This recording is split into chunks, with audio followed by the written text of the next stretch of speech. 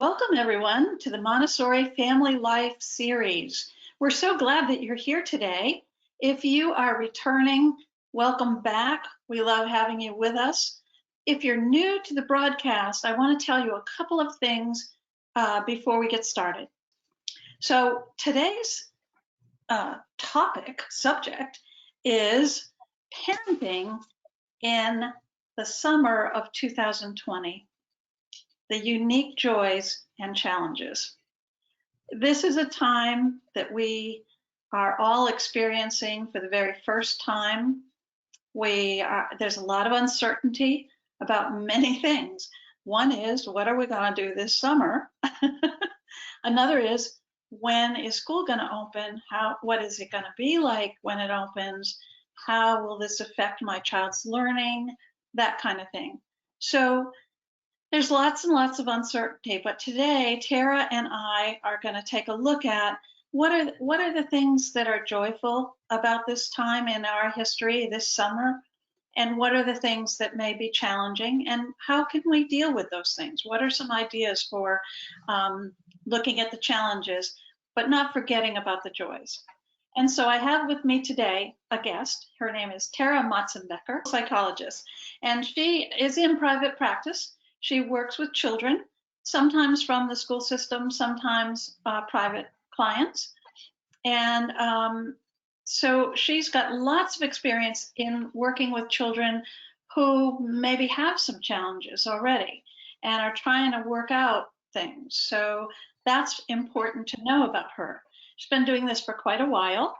And she's also a parent of two children who belong to our local Montessori school, Newgate School, here in Sarasota, Florida. Her daughter has finished the 5th year in elementary, and her son is going into his 3rd year in elementary, and they've both been at Newgate since they were wee little ones. I think John was a toddler when he joined us, right? He actually did your little experimental infant class. Yeah. That's right. Yeah. I forgot about that. Yeah, I did a parent-infant thing one time, and John was a little guy in that. That was fun. And Zoe, I think she started a little bit later, maybe 3. Almost 3. She was 2. Yeah. Okay. So she was a little bitty one too. So her children have been in Montessori for a long time, and so she knows lots about Montessori as well as traditional type schools. And so we have lots of things that we'd like to share with you today. So Tara, welcome, and thank you for joining me this afternoon. Thank you. It's a pleasure to be here. I was honored to be invited. As Lorna said, I am a true believer in the Montessori method. It changed the way that I parented. I feel like I grew up as a parent through learning from Lorna and Tim and the other staff at the school. And I've incorporated many aspects of Montessori into my practice as a therapist. I do a lot of work with play therapy, and I firmly believe that play therapy is the therapeutic equivalent of Montessori education, and thus in turn Montessori education is therapeutic within itself. So it's all tied together for me. I'm happy to be here presenting to a crowd of people that probably are right in the same boat and love Montessori and believe in it. So I made a very rough outline of talking points today, just in the sense that parenting in the summer of 2020, who knows what that actually means? So I kept my outline to you all very broad. I have some items on there that have come up through families I've spoken to and families I've worked with, educators I've spoken to as common themes. But please feel free, as Lorna said, to interject with questions throughout. Be happy to answer and I'm sure Lorna can share my contact information with you all if you have even more specific questions afterwards. Tara, So just a second. I want to ask folks if you would like for us to put that handout on the screen and share my screen so you can look at it while we're talking.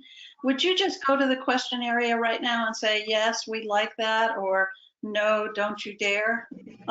Whichever you would prefer, because we will be happy to put that up. Oh, somebody says, yes, please, right away. Thank you. Anybody else? All right, we're gonna try to share that then. So let's see. All right, here we go. Show main screen. Okay, can you see that? mm-hmm. Okay, perfect. All right, thank you. Sorry to interrupt. No problem. That helps me too, so I don't have to look over at my one on the side.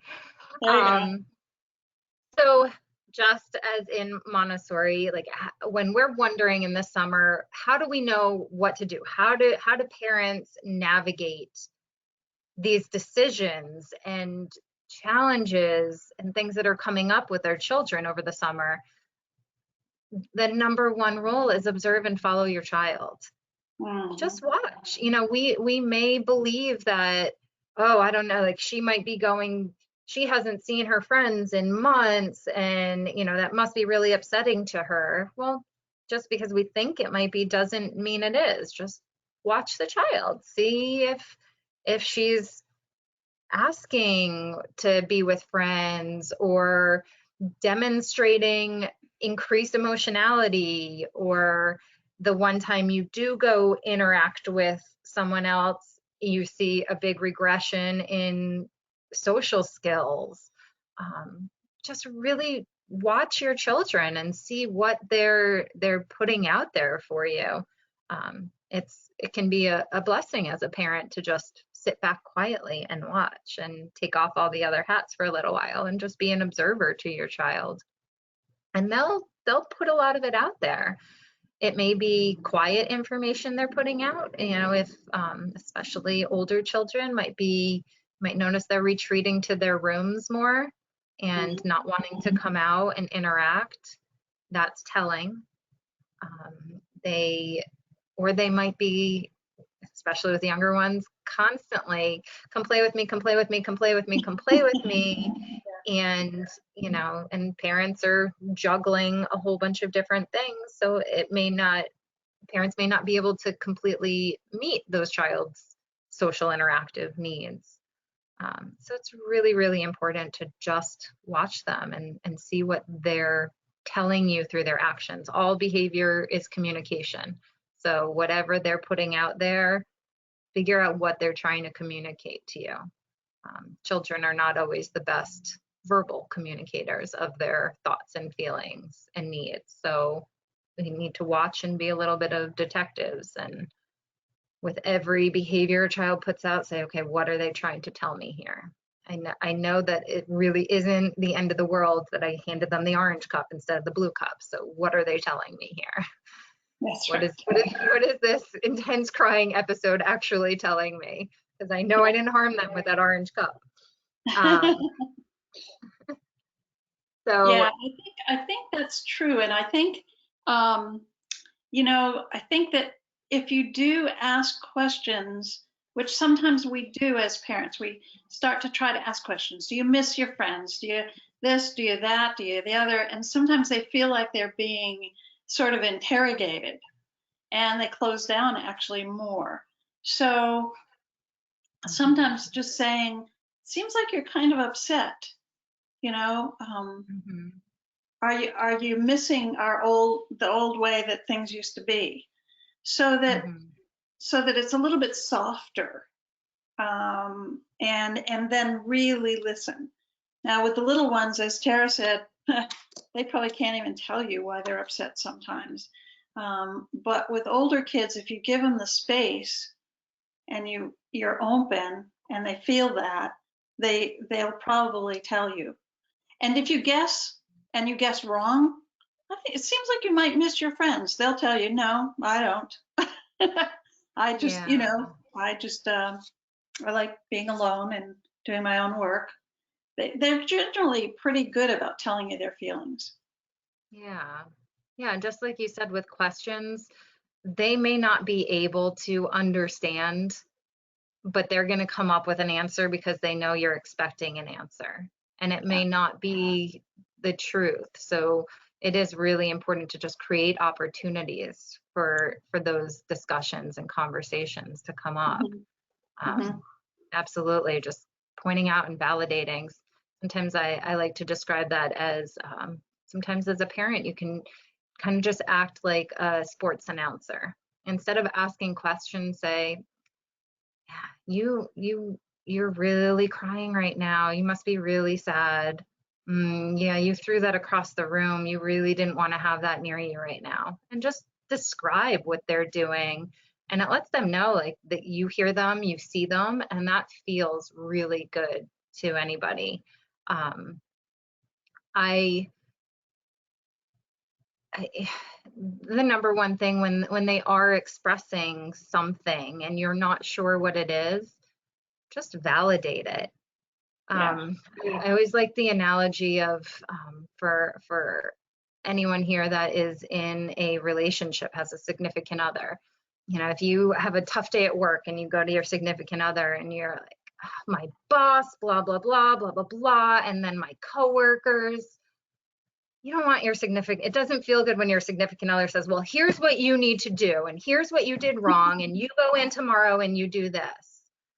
It feels much better when they say, "Oh, what a tough day. Yeah, you seem really stressed today. Yeah, I really understand that that is frustrating. Yeah, you must really not want to go back there tomorrow after that." It just, you feel heard, you feel seen, you feel validated. And then you're more open to talking to that person and expressing your thoughts and feelings to them. So we don't always, as parents, have to be problem solvers. That's usually not what's needed, but just being there as a person that can be supportive and Yeah. validating whatever anyone is feeling is Yeah. extremely important. Can I tell a story? Yes, please do. All right. I have a story. When my daughter, who Tara knows very well, my daughter was 11 years old. No, she wasn't even 11. She was probably maybe 7 or 8 years old. She was in the elementary school, but lower elementary. And she came out. It was the evening. We were at home, and she came out of her room, and I was in the living room on the couch, and she was just in a frenzy. She was just, Mom, I can't believe it. I wanted to wear my blue dress tomorrow to school. I had it all set in my mind. I knew what I was going to wear. And I went into my room and it's dirty. It's in the laundry and I can't wear it to school tomorrow. And she was crying. Her voice was raised. She was just beside herself. And so, you know, what I did was I said, "Oh, like you were just saying, Tara, I said, oh, you seem to be very, very upset. It doesn't sound like you want to wear any other thing to school. That's upsetting when you've got your heart set on something." And then I'd be quiet. And she'd go on again. "Yes, that's right. I just can't stand it. I was really going to wear my blue dress." And so she went over the whole thing over again. "Oh man, that's hard. That's so hard." "Yes." And she went on again. And it seemed like it went on forever, but I know it probably didn't. And I just kept going, "Yeah. Oh, I know. Yeah. Oh, man." And I just kept looking at her in the eye and just going with it. And finally, it was like she took a deep breath, and she went, and I said, "Well, what do you think, Elle? Anything else?" "Yes, I think I could probably put my dress in the washing machine. I think I could get it clean for tomorrow, and then I would be okay." And I thought, oh. And so I said, "Oh, well, if you need any help or anything, let me know." And off she went. And so if we give our children just enough feedback and not take over the conversation or make it like, yeah, I know, I had that same thing happen to me, when I was a little girl, and then you go launch into this long story about you. They don't need that right then. What they need is to, as Tara just said, to be heard. And often children will come up with their own solution if we give them the space to do that. So we don't really need to be the problem solvers. We just need to be really good listeners a lot of the time. Mm-hmm. And how empowering that must have been for her to feel so strongly about something and then come up with her own solution. Yeah. That has not just in that moment, but long-term effects on her well-being, to know I can handle these stressful things and I can solve them. That's right. That's Yeah. Wonderful. I love that story. right. I can't picture her wanting to wear a dress though. That's I know, it was a very short moment in time.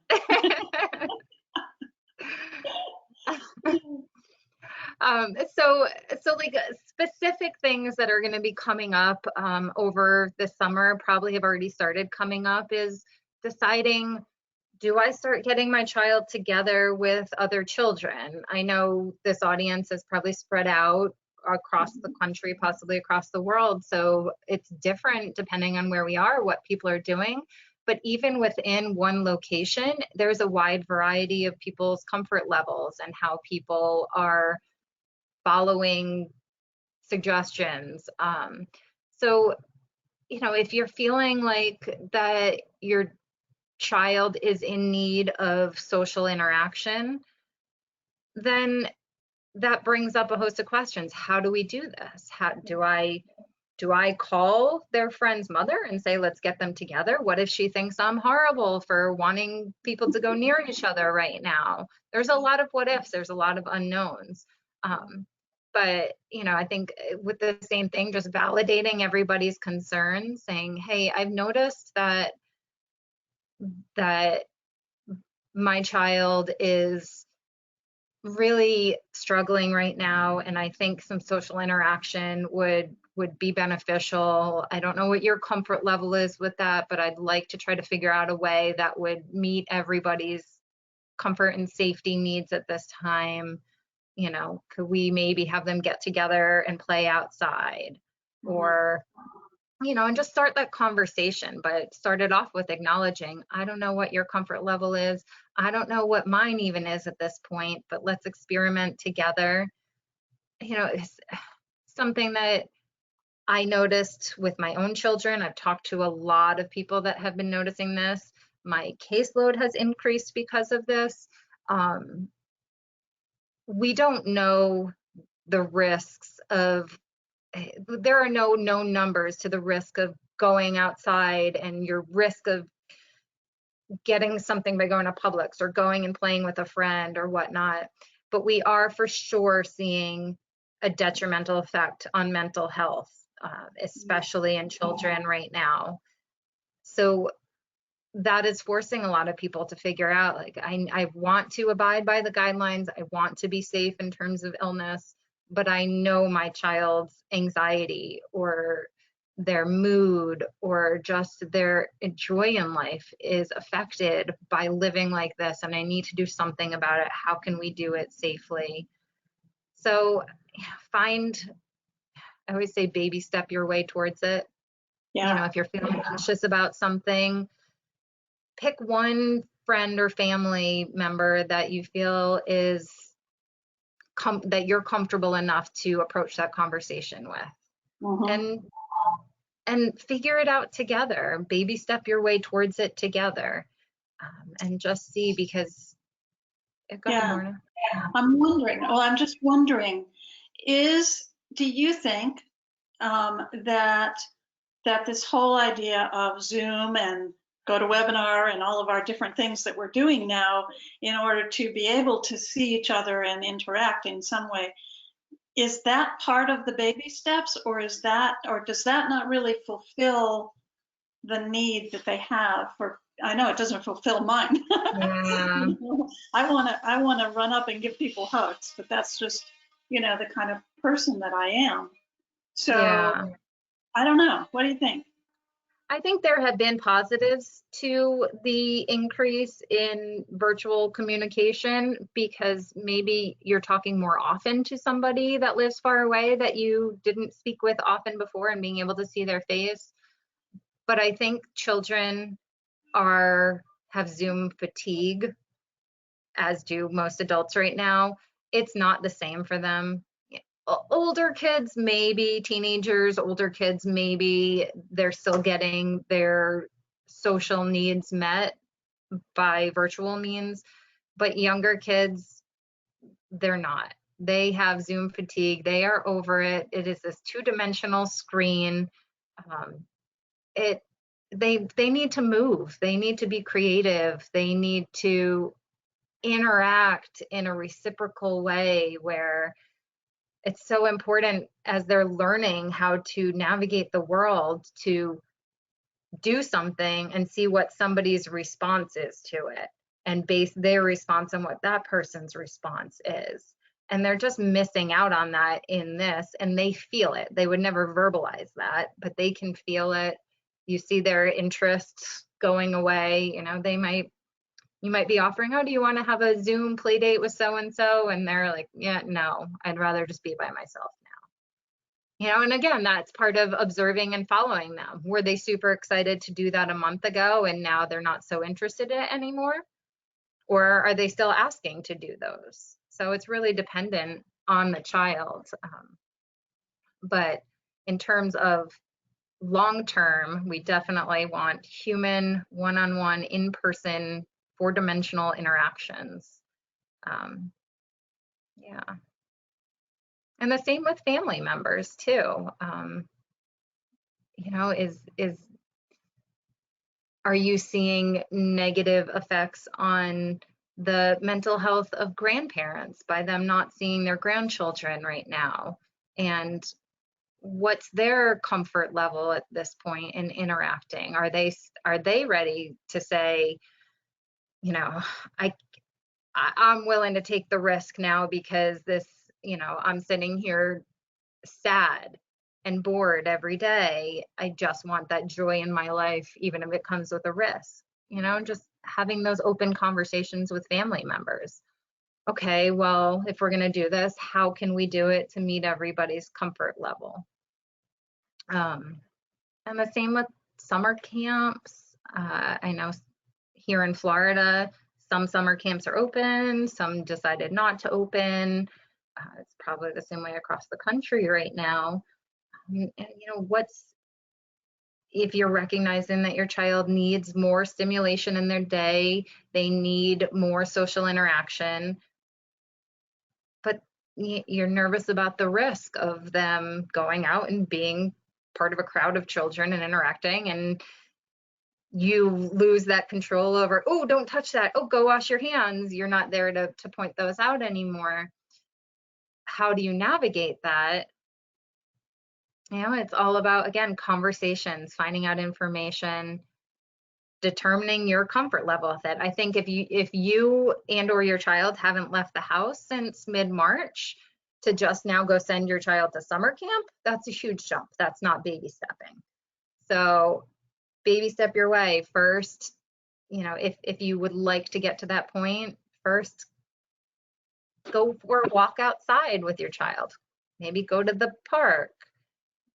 Do little baby steps. Interact with one person. Watch how they interact with another child. Are they able to follow the suggestions that you've made for keeping a distance? Are they washing their hands? You know, whatever your comfort level is with it, and just make those decisions. But don't push yourself to make big changes quickly.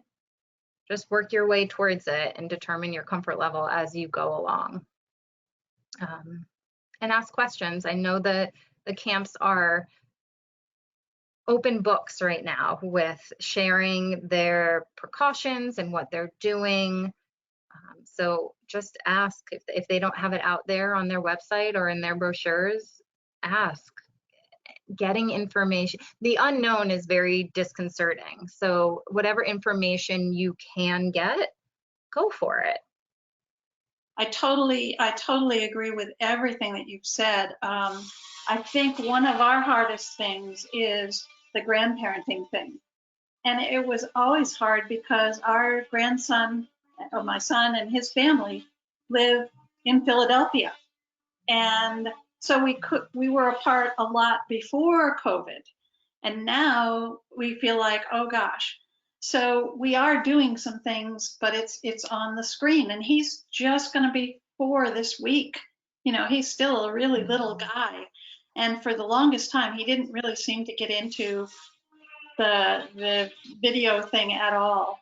Although Mhm. recently it seems to be working a little bit better.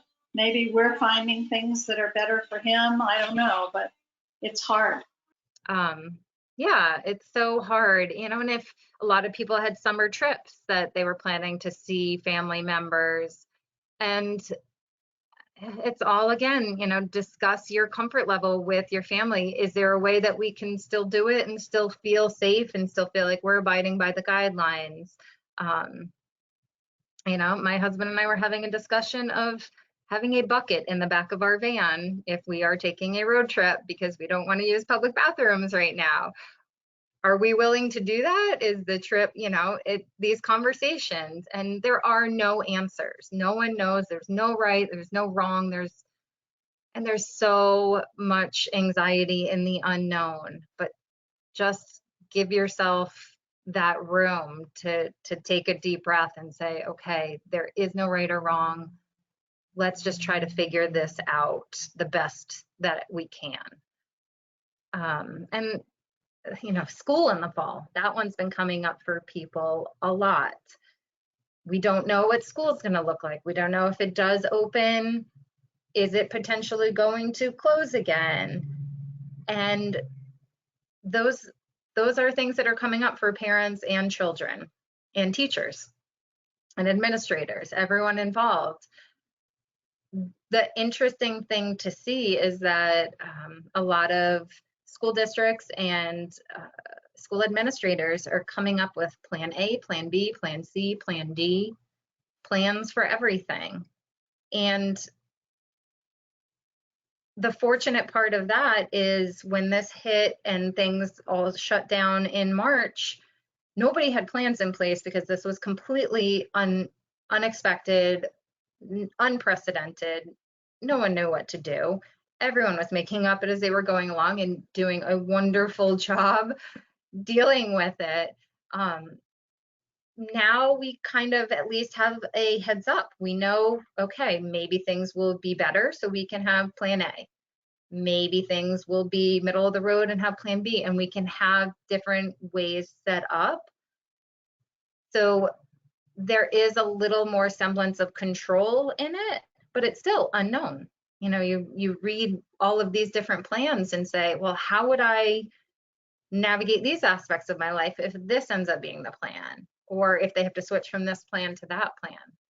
We really don't know. So dealing with that uncertainty is a legitimate thing. I wouldn't bring it up to children unless they're bringing it up, and create opportunities for them to talk about it or bring it up if they want to. Make sure that you have an open environment where they can talk about it. But I would say, like, don't go read an article about, oh, your school district says that they're going to require everyone to wear masks, and you're not going to have recess anymore. Don't initiate that to the kids. If they're asking for it, if they want to know that information, that's great, but we don't need to put that on them right now. If parents are needing the opportunity to talk about that and vent about that, that's completely valid. Just find an audience that you can do that with that is not a child. We don't want to be putting our anxieties on them because they probably have enough of their own, and they are going to be less likely to share their anxieties with us if we're putting ours out there all of the time. They will say, oh, she's already so worried about it, I can't tell her that I'm concerned too. So we want to again, follow the child. If they're asking for information, if they're initiating the conversation, giving them the facts and stating it's unknown. And yeah, I know it doesn't feel good to not know. And talking to them about how it feels to you when you don't know, when you feel out of control in these things. Like, oh, I get this yucky feeling in the pit of my stomach when I think about it. Where do you feel it somewhere in your body too when you're thinking about that? Or yeah, my palms just started sweating when you asked me about that, because yeah, it is. It's hard not to know, and that creates the opportunity for them to be like, yeah, I know, like my heart started beating really fast. It's validating it for them. Yeah. We I all, think we, I think this is so far, this is one of the most important points to me about our conversation so far. Because we have to be so careful that we don't give too much information to children. And we tend to think, especially, I think, well, with any age, but with little ones, we think that they're ready for a lot more than they are. And so when they ask us a question, we often go into a great long spiel. And really, what they want to know is just the answer to the one question that they've asked. It's sort of like in Montessori. Here's another one.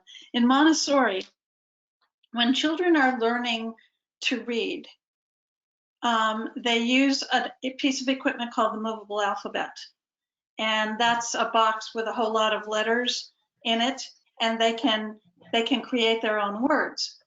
And if a child creates a word, let's say cat, and they put K-A-T on their rug, we don't go by and go, no, cat isn't spelled K-A-T. We don't give that information until the child asks. And at a certain point in their learning, they realize, oh, is a C sometimes, and it's a K sometimes. I wonder which it is in this word, I'll ask. And they do. They really do get that.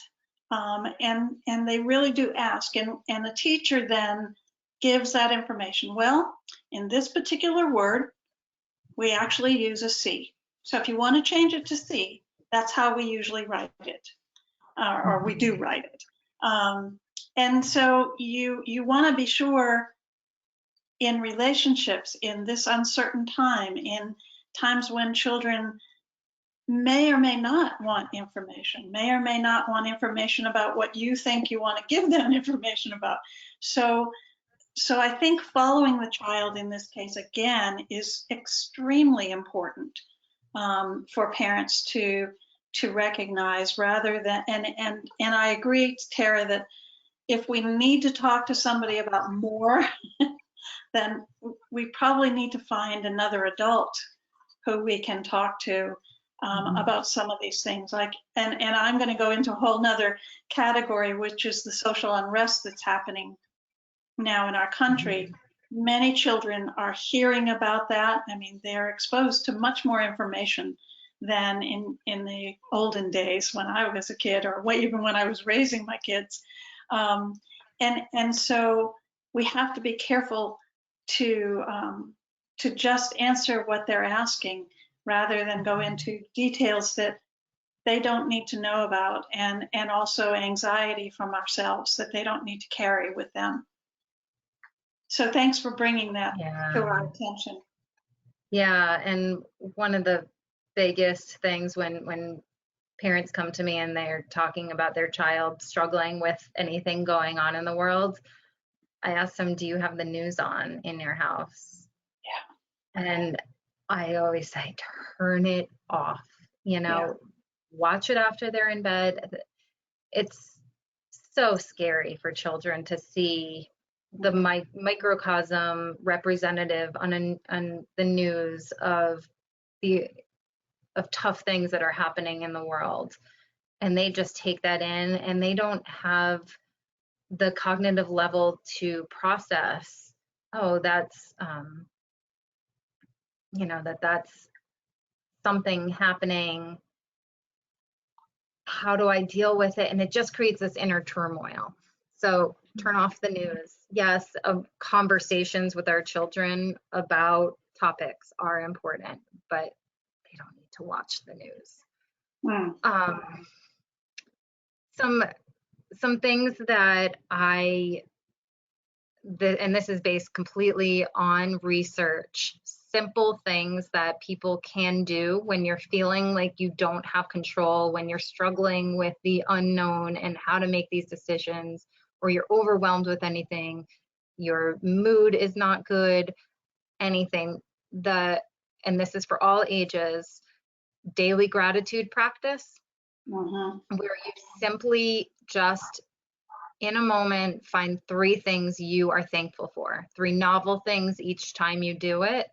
Just 3 things. It can be as simple as, oh, wow, I'm really thankful I put these pants on today, they're very soft, to larger things like, I am thankful that people are making a movement towards equality right now. Whatever it is, just find 3 things that you're thankful for every day. And you can do this as a family practice at the dinner table or at bedtime, first thing in the morning. If anytime you find a family member kind of spinning in a negative spiral of, yeah, but then, and I can't see my friends and I can't do this, and you're telling me to get off the iPad. I know. It's so, there's so many yucky things right now. There's so many things that feel really bad to you right now. I understand those are all happening. Maybe it would feel better if we can find something right now that we're thankful for. And just finding that, and it's like flipping a switch in your brain to increase that positive thinking. You know, I'm not going to go into my big long spiel about how we're as humans designed to go towards negative thinking. That part of our brain is way more developed. It is natural, it's protective. It has kept us alive as humanity over the years. But it doesn't feel good when we're stuck in that space all the time. So we actually have to practice positive thinking, and just finding those things that you are grateful for translates into more positive thinking and positive views. And also doing good deeds for others is shown by research to just make you feel calmer and happier and more in control when the things around you might not be under your control. So with kids, you know, you can leave it up to them. Like, let's do something good for somebody or something good for the world. What are some ideas you have? And they'll come up with some amazing ideas. They'll come up with some unrealistic ideas, and we've like, yeah, that's a great idea. How do you think we could do that? And you know, they'll come to their own conclusion. Maybe that's not so realistic. We don't want to shoot those ideas down. But just as simple as, yeah, I know grandma and grandpa are sad that we can't go visit them this summer. Maybe we could make a movie and send it to them, or make a card and send it. Just doing good deeds for others actually makes you feel better. Yeah, so I want to add something to this too. We used to, every night with the kids when they were little, we used to kind of do a thing that was a sort of a closing thing for the day. And it was, we would talk about, when we're kind of tucking them in, we'd talk about 3 things, a little different than yours, but kind of in the same vein. We would ask them, so, what was the worst thing that happened today? And they would tell us whatever it was. And sometimes it'd be a big thing, and sometimes it'd be just some little something. Or sometimes they say, well, I didn't have a worse thing today, you know? And then, so we got that out of the way to begin with. And then what was the best thing that happened today? And they would share with us what their best thing was.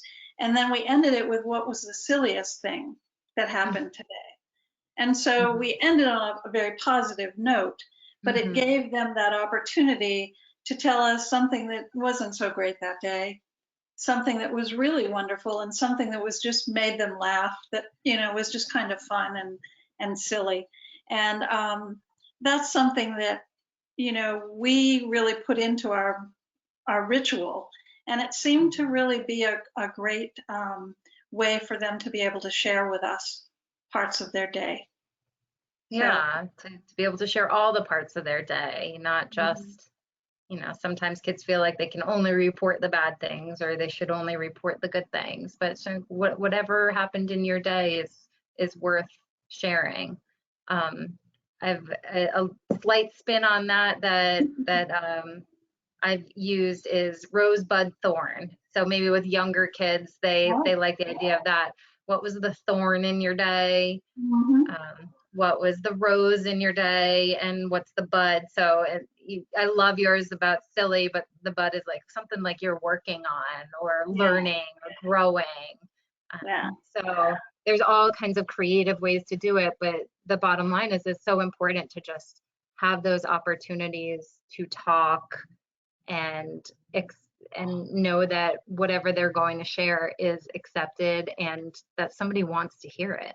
yeah, for Yeah. sure. Yeah. Terry, you are not going to believe this, but we have 2 minutes left. Okay. Oh my goodness, that went very quickly. It Um, always does. so let me just make one quick, huge point. Um, it is so important with children of all ages and adults to have opportunity and time for free play, to Hmm. let them just have unstructured, not, okay, it's playtime, let's play Sorry or Monopoly. Yes, that's fun, but to have unstructured, open-ended free play, that's when children really process what's going on in their lives. Some people process through talking, some Mhm. people process through doing. Mhm. Those are adult ways. Children process through play. So they make sense of the world and whatever is going on through their play. So have masks that they can play with in the house. Have latex gloves that they can play with in the house, that they can just be creative and open-ended, and they can make sense of what is going on in a way that we all wish we could, but they do it so beautifully and through an amazing process. So just make sure that you're giving them those opportunities um, throughout this time. That sounds like a very good suggestion.